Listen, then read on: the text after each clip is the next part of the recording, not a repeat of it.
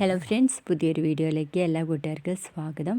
അങ്ങനെ നമ്മുടെ മനുവിൻ്റെ കയ്യിൽ നിന്നും ചെറിയൊരു സൂചന ലഭിക്കുകയാണ് കേട്ടോ.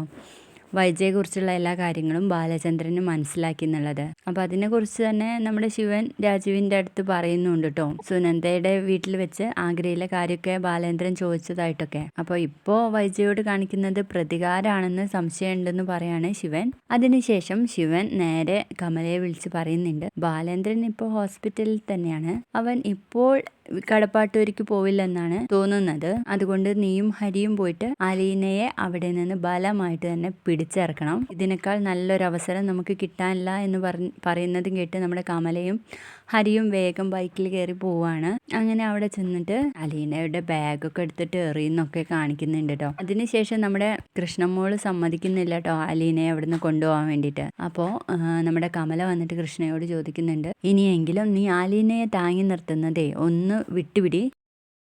അത് പറയാൻ നിങ്ങളൊക്കെ ആരാ? രാജാവും രാജ്ഞിയൊക്കെയാണോ? വെറുതെ അച്ഛൻ്റെ അടുത്ത് നിന്ന് വാങ്ങിച്ച് കൂട്ടണ്ട എന്ന് പറയുന്നുണ്ട് കേട്ടോ. കൃഷ്ണമോൾ അത് പറയുമ്പോൾ ആകെപ്പാടെ ഞെട്ടി നിൽക്കുകയാണ് നമ്മുടെ കമല. പ്രൊമോ വീഡിയോ ഇഷ്ടപ്പെട്ടാൽ തീർച്ചയായും ലൈക്ക് ചെയ്തൊന്ന് സപ്പോർട്ട് ചെയ്യണേ. ബൈ.